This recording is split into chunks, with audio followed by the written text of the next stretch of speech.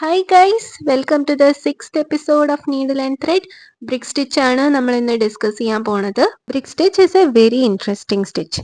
ഒരു ഭിത്തിയിൽ അല്ലെങ്കിൽ ഒരു ചുമരിൽ എങ്ങനെയാണോ ബ്രിക്സ് അറേഞ്ച് ചെയ്ത് വെച്ചിരിക്കുന്നത് അതുപോലെയാണ് ഈ സ്റ്റിച്ച് കാണാനായിട്ട്. ബ്രിക് സ്റ്റിച്ചിന്റെ വേറൊരു ഇൻട്രസ്റ്റിംഗ് ഫാക്ട് എന്താണെന്ന് വെച്ചാൽ ഇതിന്റെ ബേസ് ഓർ ഫൗണ്ടേഷൻ എന്ന് പറയുന്നത് ബാക്ക് സ്റ്റിച്ച് ആണ്.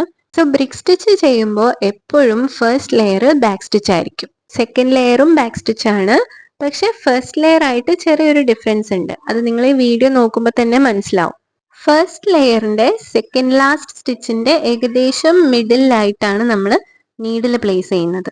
ഇതേപോലെ തന്നെ കണ്ടിന്യൂ ചെയ്ത് പോവാം. ഫസ്റ്റ് ലെയർ നമ്മൾ റൈറ്റിലോട്ടാണ് ചെയ്യുന്നത്, റൈറ്റ് ഡിറക്ഷനിലാണ് സ്റ്റിച്ച് ചെയ്ത് പോകുന്നത്. പക്ഷെ സെക്കൻഡ് ലെയർ നേരെ ഓപ്പോസിറ്റ് ലെഫ്റ്റ് ഡിറക്ഷനിലായിരിക്കും സ്റ്റിച്ച് ചെയ്ത് പോകുന്നുണ്ടാവുക. ഇനി നമുക്ക് മൂന്നാമത്തെ ലെയർ എടുക്കാം.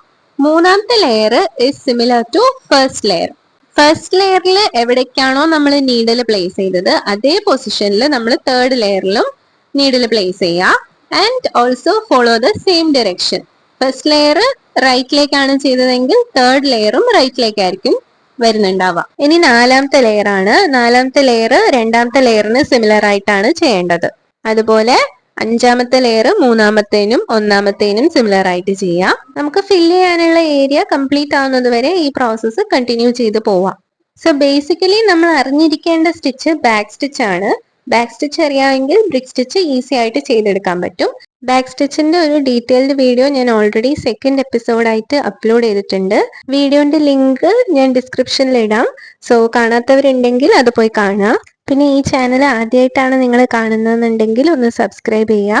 ഇതുപോലത്തെ ഇൻട്രസ്റ്റിംഗ് സ്റ്റിച്ചസും ഇൻട്രസ്റ്റിംഗ് റെസിപ്പീസും ഞാൻ അപ്ലോഡ് ചെയ്യാറുണ്ട്. ആ ബെൽ ബട്ടണും കൂടെ പ്രസ് ചെയ്യാം കേട്ടോ. എന്നാലേ ഉള്ളൂ ഞാൻ ഇടുന്ന വീഡിയോസ് നോട്ടിഫിക്കേഷൻ ആയിട്ട് നിങ്ങളുടെ അടുത്തേക്ക് വരുള്ളൂ. ഫൈനലി ബ്രിക് സ്റ്റിച്ച് ഇവിടെ കംപ്ലീറ്റ് ആയിക്കൊണ്ടിരിക്കുകയാണ്. 6 ലെയേഴ്സ് ഉള്ള ബ്രിക് സ്റ്റിച്ച് ആണ് നമ്മൾ ഡെമോയിൽ ചെയ്തിട്ടുള്ളത്.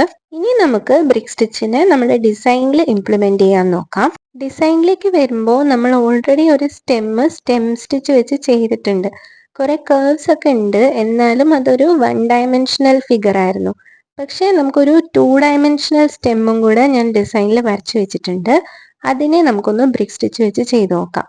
ഡെമോയിൽ ചെയ്ത പോലെ 6 ലെയേഴ്സ് ഒന്നും വേണ്ടി വരില്ല. 3 to 4 ലെയേഴ്സ് വെച്ചിട്ട് നമുക്കിത് കംപ്ലീറ്റ് ചെയ്യാൻ പറ്റും എന്നാണ് ഞാൻ വിചാരിക്കുന്നത്. ഫസ്റ്റ് ലെയർ കംപ്ലീറ്റ് ആയി, അത് പ്യോർലി ബാക്ക് സ്റ്റിച്ച് ആണ്. ആൻഡ് സെക്കൻഡ് ലെയർ സ്റ്റാർട്ട് ചെയ്തു. അത് ഫസ്റ്റ് ലെയറിന്റെ ഓപ്പോസിറ്റ് ഡിറക്ഷനിലാണ് നമ്മൾ ചെയ്തുകൊണ്ടിരിക്കുന്നത്. തേർഡ് ലെയർ ഫസ്റ്റ് ലെയർ പോലെ തന്നെ ചെയ്യുക. ഫസ്റ്റ് ലെയറിന്റെ സെയിം ഡിറക്ഷനിൽ സ്റ്റിച്ച് ചെയ്ത് പോവുക. ആൻഡ് ഇനി ഒരു ഫോർത്ത് ലെയർ ഉണ്ടെങ്കിൽ അത് സെക്കൻഡ് ലെയറിന്റെ direction and needle position follow ചെയ്യുക. ബ്രിക് സ്റ്റിച്ച് ബേസിക്കലി ഒരു ടെക്സ്ചേർഡ് എംബ്രോയിഡറി ഡിസൈൻ ആണ്. ലാർജ് ഏരിയാസ് ഒക്കെ ഫില്ല് ചെയ്യാൻ വേണ്ടിയിട്ടാണ് നമ്മളത് യൂസ് ചെയ്യുന്നത്. ഇവിടെ നമ്മൾ ആ സ്റ്റെം ഫില്ല് ചെയ്യാൻ വേണ്ടിയിട്ടാണ് യൂസ് ചെയ്തത്. പൊതുവെ സ്പെഷ്യൽ പാറ്റേൺസ് ഒക്കെ വേണ്ട സ്ഥലങ്ങളിലാണ് നമ്മൾ ബ്രിക് സ്റ്റിച്ച് യൂസ് ചെയ്യുന്നത്. സ്പെഷ്യൽ പാറ്റേൺ എന്നൊക്കെ പറയുമ്പം ഒരു ഫ്ലവർ പോട്ട്, ഫ്ലവർ വേസ്, അല്ലെങ്കിൽ ഒരു വോള്, ഇങ്ങനത്തെ ഒക്കെ നമ്മുടെ ഡിസൈനിൽ വന്നിട്ടുണ്ടെങ്കിൽ നമുക്ക് ബ്രിക് സ്റ്റിച്ച് യൂസ് ചെയ്ത് ചെയ്യാവുന്നതേ ഉള്ളൂ. ഓക്കെ, ഇപ്പൊ നോക്കുമ്പം തേർഡ് ലെയർ ഇവിടെ കംപ്ലീറ്റ് ആയിക്കൊണ്ടിരിക്കുകയാണ്. നമുക്ക് ഒരു ലെയറും കൂടെ സ്റ്റിച്ച് ചെയ്താലേ ഉള്ളൂ ആ ഒരു ഏരിയ ഫുള്ളായിട്ട് കവർ ആവുള്ളൂ. സോ ഒരു ഫോർത്ത് ലെയറും കൂടെ നമുക്ക് സ്റ്റിച്ച് ചെയ്യണം. ഫോർത്ത് ലെയർ എപ്പോഴും സെക്കൻഡ് ലെയറിന് ഈക്വലന്റ് ആയിട്ടായിരിക്കും വരുന്നുണ്ടാവുക. പിന്നെ എല്ലാ സ്റ്റിച്ചസിലും പറയുന്ന പോലെ ഓരോ സ്റ്റിച്ചും ഈവൻലി സ്പേസ്ഡ് ആയിരിക്കണം. പിന്നെ പ്രീവിയസ് സ്റ്റിച്ചസിനെ ഫോളോ ചെയ്തുകൊണ്ട് തന്നെ നെക്സ്റ്റ് സ്റ്റിച്ച് ഇട്ട് കൊടുക്കുക. ഇത് തന്നെ മൾട്ടിപ്പിൾ കളേഴ്സ് വെച്ചിട്ട് നമുക്ക് ചെയ്യാം. ഞാനിവിടെ ഗ്രീൻ കളറാണ് ചൂസ് ചെയ്തത്. ആൻഡ് ഡെമോയിലൊരു ഡാർക്ക് പിങ്ക് കളറായിരുന്നു ചൂസ് ചെയ്തത്. മൾട്ടിപ്പിൾ കളേഴ്സ് വെച്ച് ഡിഫറെൻറ്റ് ലെയേഴ്സ് ആയിട്ട് ചെയ്താൽ നല്ല ഭംഗിയാണ് ഈ സ്റ്റിച്ച് കാണാൻ. നിങ്ങൾ ഈ സ്റ്റിച്ച് ഡിഫറെൻറ്റ് കളേഴ്സ് വെച്ച് ചെയ്ത് നോക്കുക കേട്ടോ.